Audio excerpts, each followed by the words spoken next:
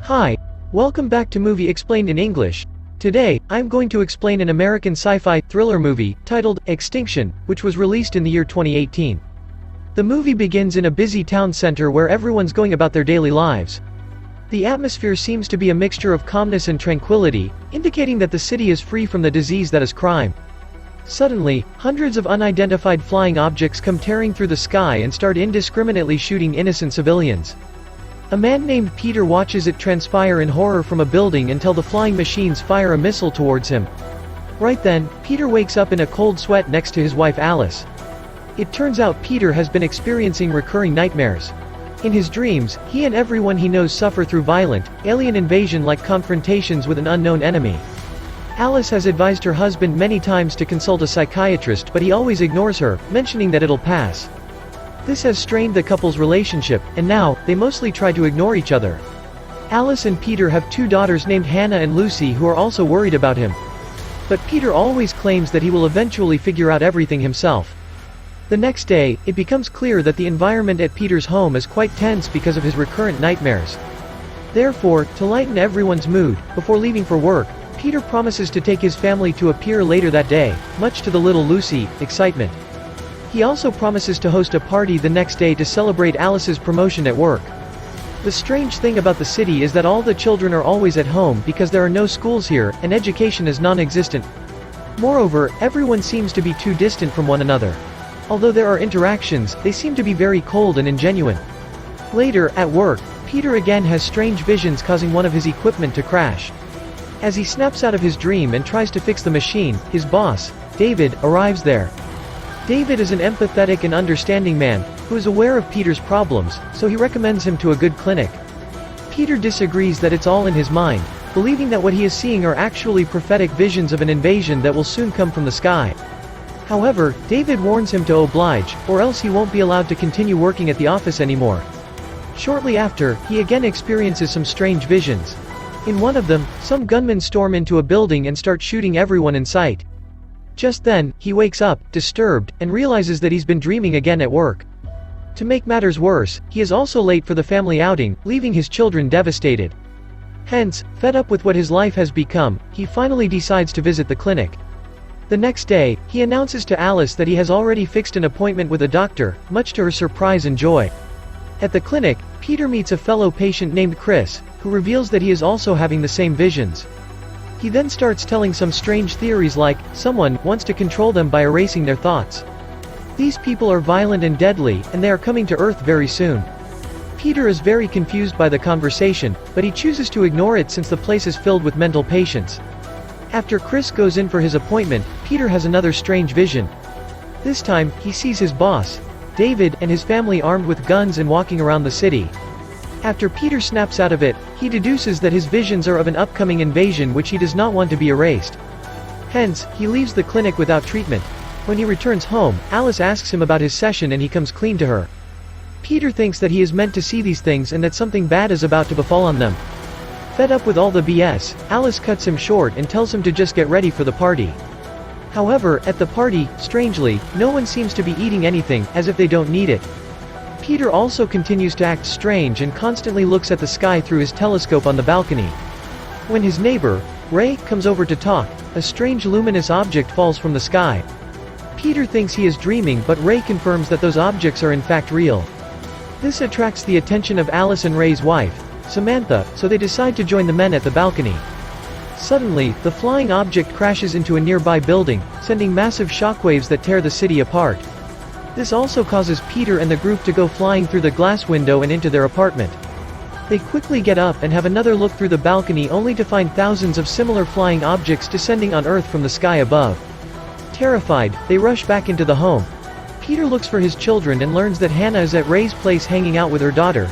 Maddie wasting no time, he rushes to find the girls with Ray, but just then, an alien soldier appears and opens fire at them. The men narrowly escape and run for cover.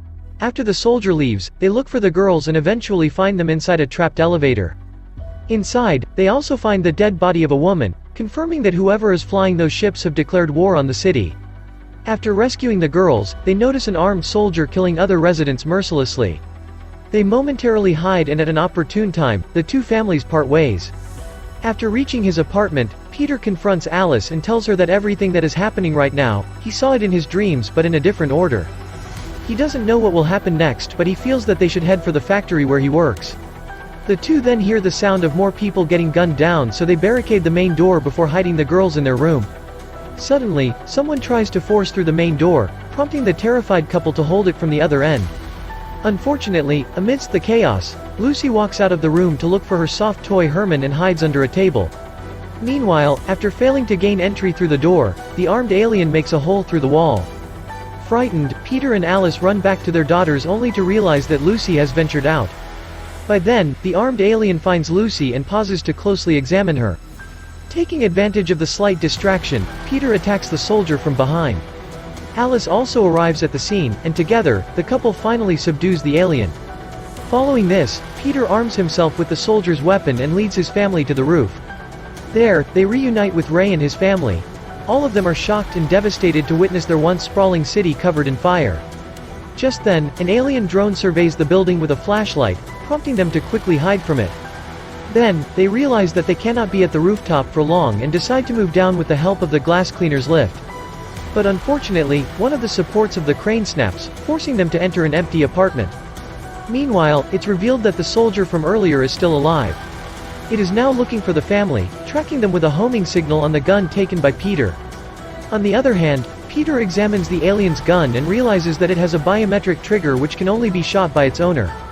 After hearing some aliens approaching them, he tells the group to hurry to his factory's basement, as it is the only safe place according to his visions. But since the entire region is surrounded by aliens, he doesn't know how to reach there.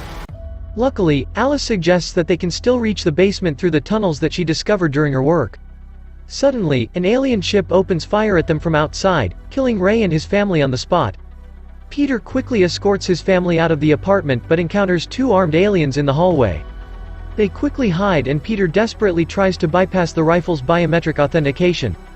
Fortunately, he succeeds in the nick of time and kills the soldiers. Peter and his family then make their way out of the building and proceed towards the tunnel. But right before they can get in, the alien ships start firing at them, injuring Alice in the process. As Peter tends to his wife, the alien soldier from earlier catches up to them and attacks him. However, Peter puts up a fight and breaks the alien's helmet. To everyone's shock, the soldier removes his helmet and reveals that he is also a human. Peter demands answers, but seeing his wife bleeding out, he threatens the soldier with a gun and orders him to carry Alice to the factory. There, Peter and his family unite with his boss, David, and some other armed men. The soldier is apprehended and a doctor on the scene tends to Alice's wounds. To Peter's shock, the medic seemingly electrocutes Alice, as if she is a tech equipment. David then explains to Peter that the invasion has been expected for many years. In fact, most of the people on Earth knew that this day would come. After further examination on Alice, the medic informs Peter that she has received extensive damage to her internal organs, and hence, she cannot be saved. Just then, the soldier, who is being dragged off for execution, shouts that he can save Alice. Initially, Peter assumes that he is simply trying to wriggle his way out of the situation, but when he looks at his dying wife, he decides to give the soldier a chance. He also decides to stay with the soldier and Alice, letting David evacuate their daughters to a subway station where a transport train awaits to take them all to an off-site base. Before leaving, the daughters bid their parents an emotional goodbye, with no assurance of seeing them alive again. Shortly after, the soldier tears open Alice's wound and Peter is shocked to see several wires inside her body. He panics and demands answers. To his surprise, the soldier reveals that Alice is an artificial intelligence robot. Peter is taken aback by the revelation and he goes speechless. However, the soldier tells him that if he wants to save Alice, he needs an alternate source of power, which is Peter himself.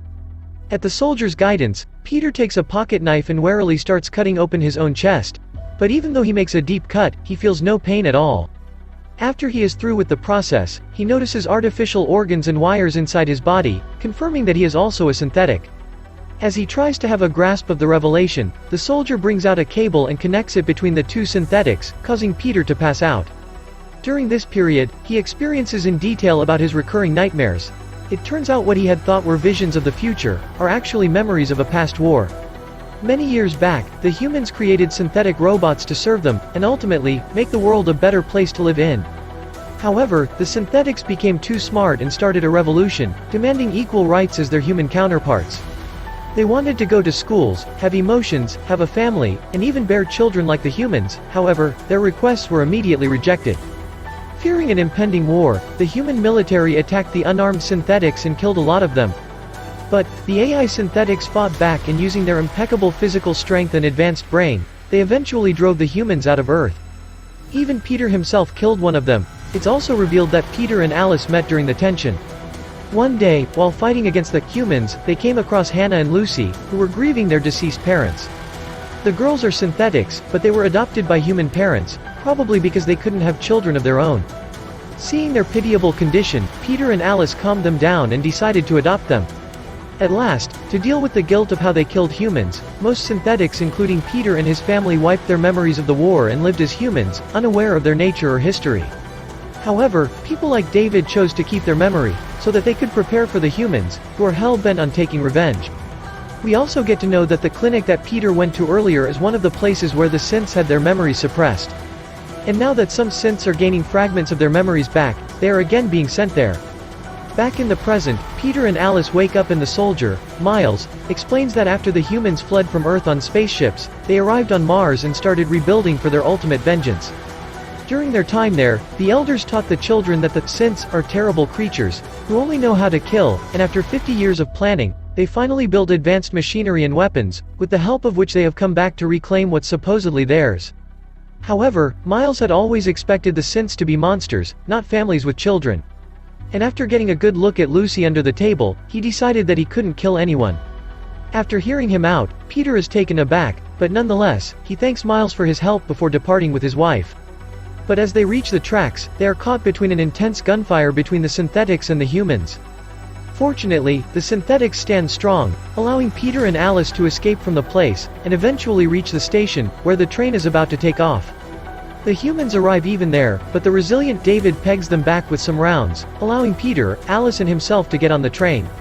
After the train takes off, David reveals that he had to keep his memory in order to prepare for the upcoming war, a decision which turned out to be fruitful. Peter smiles at him gently, and hopes that someday, there can be peace between humans and the synthetics. The movie ends as the train gets out of the dilapidated city, ensuring that the synths on board can have ample time to plan their next move. That's my explanation for the movie, Extinction. So what did you guys think about the movie? Write in the comments below. Subscribe for more videos like this, turn on the notification, and leave a like to help the channel out. Thank you for watching.